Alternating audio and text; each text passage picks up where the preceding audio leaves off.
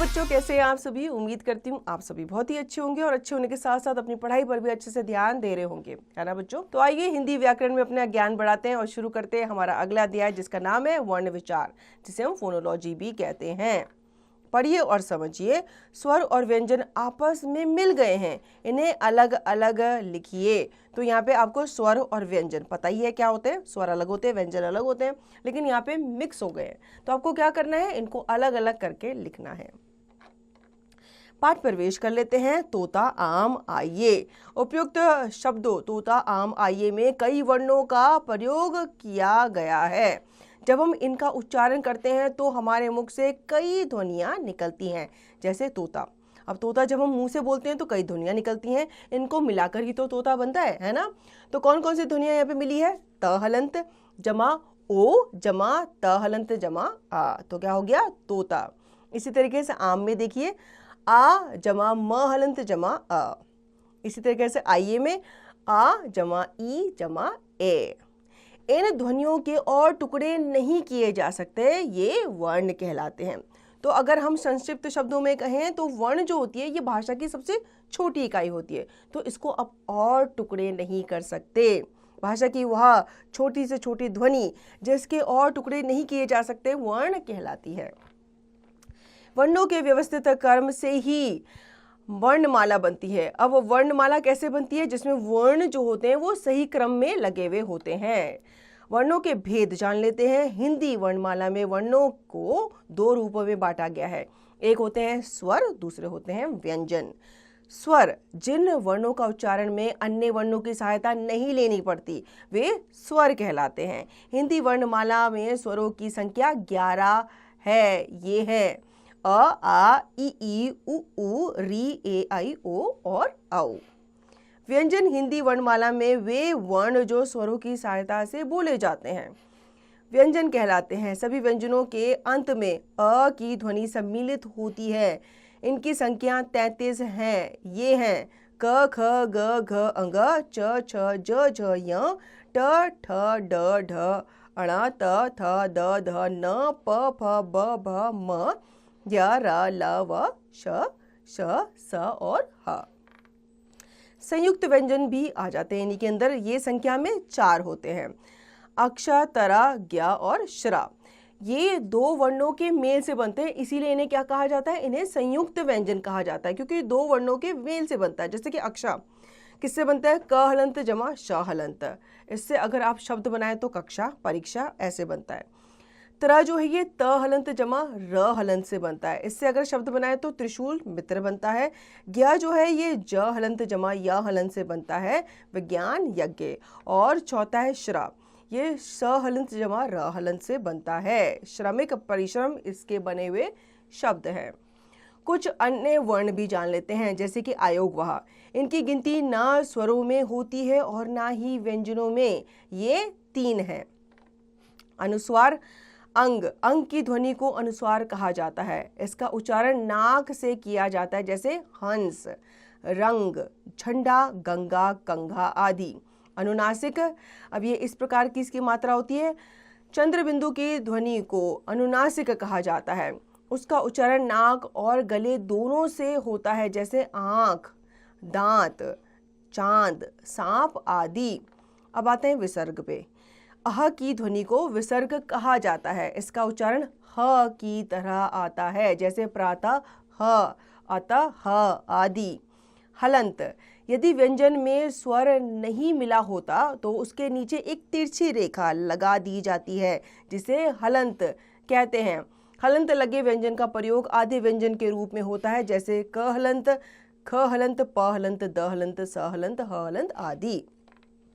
आगत ध्वनि, अंग्रेजी भाषा में औ का प्रयोग भी अब हिंदी में होने लगा है, जैसे बॉल, कॉफी, डॉक्टर आदि। अतिरिक्त वर्ण ड़ और ढ़ का निर्माण क्रमशः ढ और ढ के नीचे बिंदु लगाकर किया जाता है। इन्हें भी व्यंजन के रूप में प्रयोग किया जाता है, जैसे गाड़ी, पेड़, सड़क, बुढ़िया, पढ़ाई, बढ़ई, बढ़ना आदि।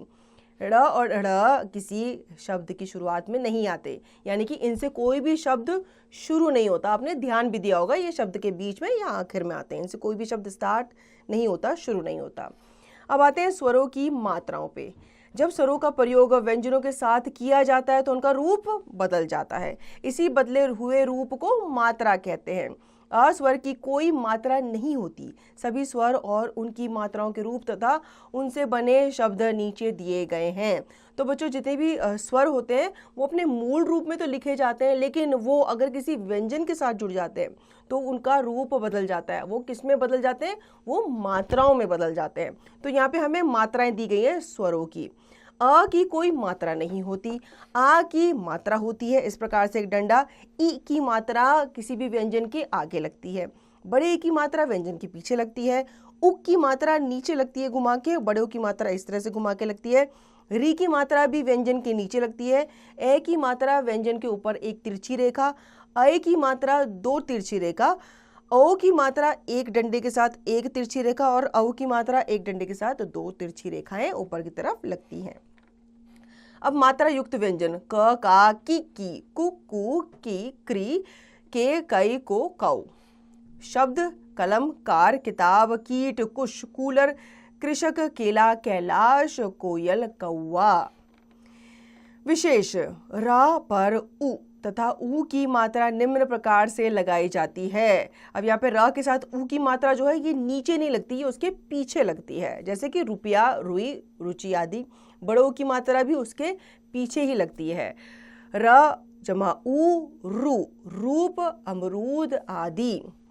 र के अन्य रूप भी जान लेते हैं। जब र से पूर्व कोई वर्ण स्वर रहित होता है तो र उस वर्ण के नीचे लगता है, जैसे क्रम, भ्रम, ग्रह आदि। ट, ड और र का रूप वर्ण के नीचे इस रूप में होता है, जैसे ट्रक, राष्ट्र, ड्रामा आदि। जब र स्वर रहित हो तो अगले वर्ण के ऊपर लगता है और उससे पहले बोला जाता है, जैसे कर्म, धर्म, शर्म आदि। तो बच्चों, इस पाठ में हमने सीखा वह छोटी से छोटी ध्वनि जिसके और टुकड़े नहीं किए जा सकते वर्ण कहलाती है। वर्ण दो प्रकार के होते हैं, स्वर तथा व्यंजन। वर्णों के व्यवस्थित क्रम को वर्णमाला कहते हैं। अक्षर, तरह, ज्ञा तथा श्र संयुक्त व्यंजन कहलाते हैं। अब बच्चों, इस पाठ में हमने क्या सीखा ये अभ्यास कार्य के द्वारा जान लेते हैं। सोचकर बताइए, हिंदी की वर्णमाला में कितने वर्ण हैं? ये चिन्ह को क्या कहते हैं? कृपालु शब्द में क पर कौन सी मात्रा लगी है? तो इसमें री की मात्रा लगी है और बाकी प्रश्नों के उत्तर आप सोचकर बताएंगे। अब लिखिए, सही विकल्प पर सही का चिन्ह लगाइए। हिंदी वर्णमाला में स्वरों तथा व्यंजनों की संख्या कितनी कितनी है? तो कितनी है बच्चों? स्वर 11 होते हैं और व्यंजन 33 होते हैं, तो जो तीसरा विकल्प है वो सही है। प्रश्नों के उत्तर दीजिए। वर्ण किसे कहते हैं? तो वर्ण जो होती है ये भाषा की सबसे छोटी इकाई होती है जिसके और टुकड़े नहीं किए जा सकते। उचित शब्दों से रिक्त स्थानों की पूर्ति कीजिए। जिन वर्णों के उच्चारण में अन्य वर्णों की सहायता नहीं लेनी पड़ती वे क्या कहलाते हैं? वे स्वर कहलाते हैं। सही वाक्य के सामने सही तथा गलत वाक्य के सामने गलत का चिन्ह या निशान लगाइए।